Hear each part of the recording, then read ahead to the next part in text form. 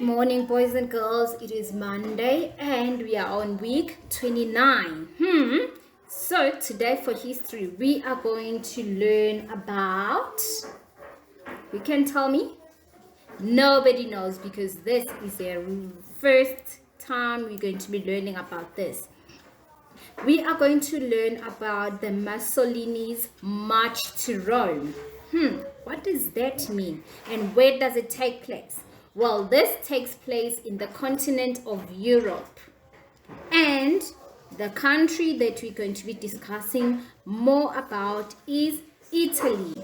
I hope you guys are excited to find out what we're going to be talking about. Italy did get some of the land that had once belonged to Australia, including the city of Trieste and the land surrounding it, which has got about 9,000 square miles, which is just an area a bit bigger than the state of the Massachusetts. But that didn't seem like nearly enough to the Italians. After all, Great Britain had claimed more than 200,000 square miles of the Turkish land, which is just an area almost as big as the state of Texas. And Italy had another complaint. What was it about? Because now remember, Italy had joined the war, which took place in 1915. And since then, it had signed a secret treaty with Great Britain. But why did they do that? They did that in return for Italy's help in the war. Because Italy's army was very strong. Their army was very well trained. Therefore, the Great Britain offered a piece of land to Italy only if they helped them during the war. Okay, then what happened then is that they signed a secret treaty in return for the war. Then Great Britain promised to give Italy a huge amount of land all down the Adriatic Sea. Now the British were ignoring the secret treaty, because now they did what? They got the help that they needed, and so now it's their turn to give the land. But now what are they doing? They're ignoring the secret. So what happened is that when Vittorio Orlando returned home, he discovered that he had become very unpopular. The Italian people were angry that their country had hadn't gained more land from the treaty as it was promised. Okay, and that Italy has lost about 500,000 of men in the war, and another 500,000 had been wounded, and just a quarter of them are crippled for life. Okay, this happened when? During the war. Okay, and yet they didn't get what was promised to them, what was due to them. Okay, then that's why the people were angry when then on the other hand, Italy had spent as much money fighting World War I as it had spent in the 50 years before. Italy deserved more, and Orlando hadn't managed to get it for them. That's why they were so upset with him when he returned home. He was so unpopular, they didn't even recognize him. You know what? Things just went on. It was chaotic. Then months went on. Okay, so as months went on, they had the Versailles Conference, and Vittorio Orlando had to resign his position. Why? Because people didn't appreciate him. His presence was unrecognized in the entire of Italy, so he had to resign.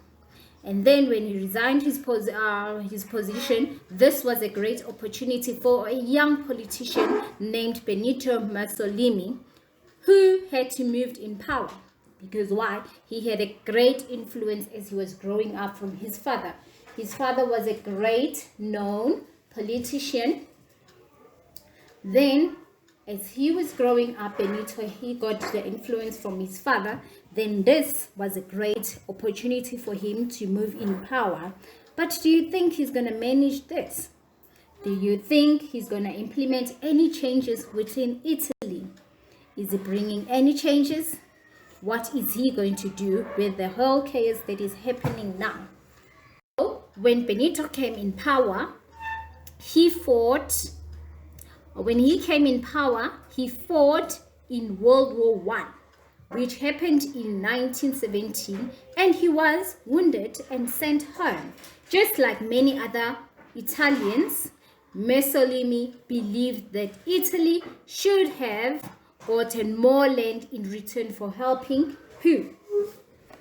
Helping the British. Remember, they helped them in the war, so he also thought that they deserved more land. He also believed that Italy needed a new kind of government, which he implemented, and this was called what? He started his own political party called what? So what happened is that Benito started his own political party called the Franchist Party. He hoped to bring Italy back to the days of the Roman Empire, okay, so that when it ruled much of Europe, the members of the party wore black clothes and became known as the Black Shirts. They were often violent and didn't hesitate to attack those who had different views or opposed their party. Okay.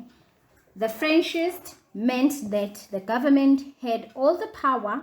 The people living in the country had to support their government or the country no matter what.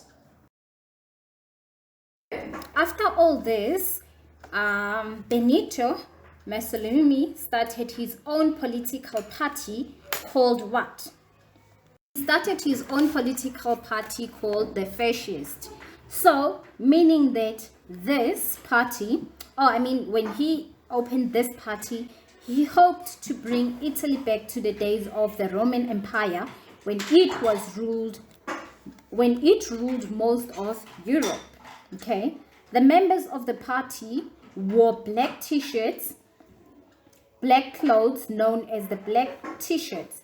They were often violent and didn't hesitate to attack those who had different views or opposed their party.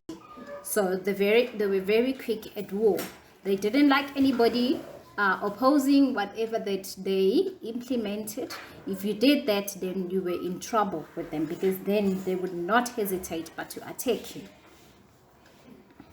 So what was this fascist political party all about? This meant that the government has all the power, and everybody living in that country had to support their government and country without questioning anything. Okay, the fascist governments are usually ruled by a single strong leader or dictator, such as who? Such as Benito Mussolini. The Italian army during the World War was a royal army with King Victor Emmanuel III as the commander-in-chief.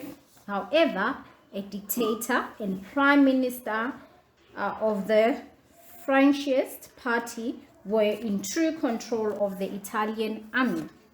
They took orders from their prime minister and they are their dictator.